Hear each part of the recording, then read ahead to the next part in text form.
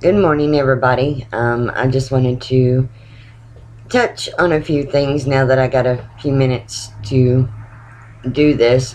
First of all, I wanted to thank everybody who has helped with Gary's legal fund and helping to bring him home. And I especially want to thank those over in the UK. They have done an awesome job. They have amazed me. And Gary has always told me that the movement has been strong over there, and I'm seeing that.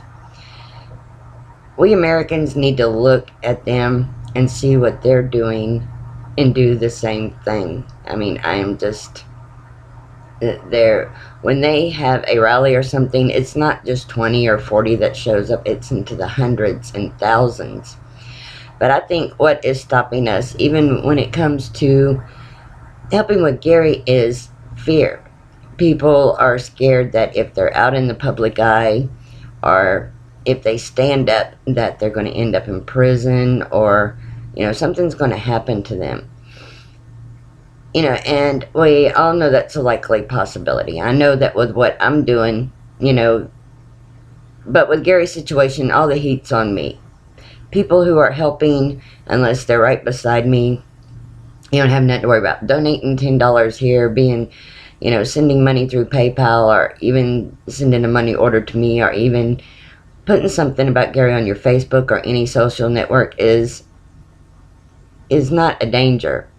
I'm the one out here speaking and talking and raising awareness about what's going on with him.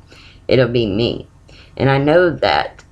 But it's the fact that we have to stand up for what we believe in. Because if we don't, they're going to run right over us. And just like with Gary's situation, it's not just going to be Gary. Eventually, when they get away with this with him, it'll be somebody else, and then somebody else, and then out here in the free world. Look what the Supreme Court is already trying to do with a Facebook post. They're trying to decide if, a lot of people get mad and say, oh, I could just, hurt so-and-so or kill so-and-so. People do it all the time. If you get mad with somebody, you get on the phone with one of your other friends and say, oh, I could just string this person up. And they're trying to decide if that type of stuff can be used against us if post on Facebook, and look at Gary's situation. They revoked his 2014 parole date, which had already been approved by the Parole Commission because of posts made on Stormfront and other places by other people, public forums.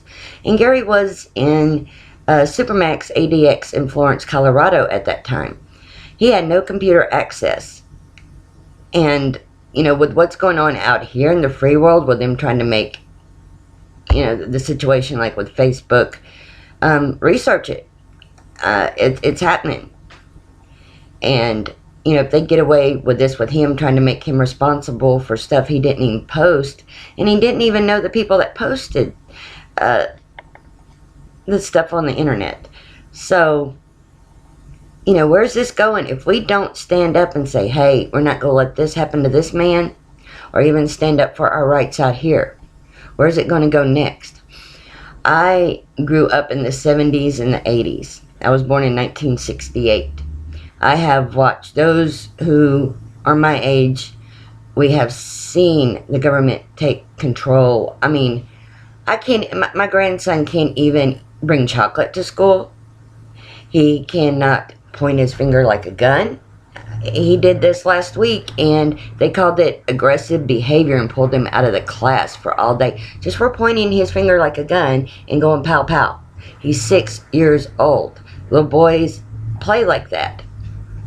If we don't stand up and do something, pretty soon we're not even going to be able to have any control or say so over our own children, our own family, our own house. The government is going to dictate to us everything we can and can't do. They already dictate what is offered to us in the grocery stores. So we have to put the fear aside, whether it's with helping with Gary, with signing a petition. If you sign a petition, they're not going to come knock on your door and say, oh, did you sign this petition for Gary Yarborough? If we don't take this responsibility for our own selves in our own country, where are we going to end up at? And I know where we're going to end up at, but, you know, and I'll post some pictures one day. I just got to get the time to get down there and take some pictures. But we need to get Gary home after 30 years of abuse and torture. I just recently did a little video that had the pictures of him when he was beaten by guards. He was handcuffed and shackled when that happened. We need to get an attorney. And not just me. I can't do it by myself. I'm trying and I'm exhausted. Because I also raise my grandson. I'm in college full time and doing all this for Gary. And it's not easy, one person. And yes, I do have some help. Shannon, who from Warriors Pride, who's been doing the coffee mugs and the t-shirts. Thank you so much. And for all of you who have raised money for Gary's attorney, we're getting closer. And just, you know, I put the same challenge out there to everybody. If you can, $5. I mean, I'm on a fixed income, and even if I have to, you know, and I've been doing what I can, selling some of Gary's stuff, selling some of my stuff to try and raise this money, you know, and it's just important.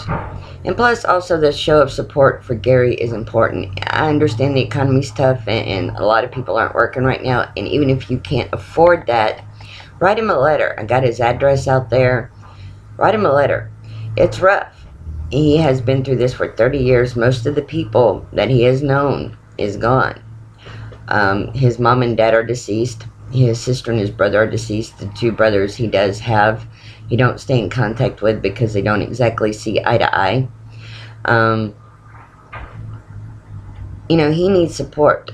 He had went, after the parole revocation, he went quiet because he wanted to show them, look, I'm not associating. But the thing is he does have his freedom of speech, his freedom of assembly, and freedom of press. They can't take that away, and they cannot hold him accountable for that. He went to prison for RICO and the armed car robberies and counterfeiting money. And it is stated in the court paperwork that they did not send him to prison for their beliefs or even who they associated with. So they can't hold him in prison for that. But see, me, or even if I got thousands of people to stand up against the BOP, it wouldn't do any good. We got to have an attorney that knows federal law, knows all the games they try to play, and that's what I've got. I've got a whole firm that this is what they specialize in. But the retainer is $5,000, the total cost $7,500, which is not bad at all. Not for a whole firm, and they specialize in this, and they will not charge traveling expenses. So I urge you, not only take a stand for Gary, but take a stand for our folk, whether it be in America or Europe. Europe, like I said, UK, and y'all have just floored me. I can't say thank you enough. And, I mean, y'all just, as soon as y'all heard, oh, can we do this and this for Gary to help out? Yes.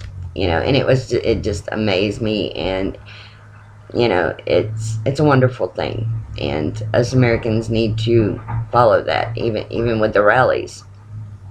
You know, in the event, y'all get together, y'all stand strong together, and that is something that us Americans need to learn from you too. And I just wanted to thank everybody who has helped and keep giving Gary the support. I won't never quit the fight. Until he is home, or either I'm 6 foot under, I won't quit the fight. So I just wanted to thank everybody and touch a little bit on that, because we can't let fear get the best of us. Because if we do, and we keep sitting down, you know, when we lose stuff, you know, when you lose freedoms, you know, it's a lot harder than to fight to keep them. Because once you lose them, it's twice as hard to get them back. So I urge you to not let fear or anything else stop you. And, you know, just stay strong and Fight for what's yours. Stand up. Speak out. We do have a freedom of speech. They cannot do nothing as long as we're not doing nothing illegal. So, but I just wanted to thank everybody, and y'all have a good day.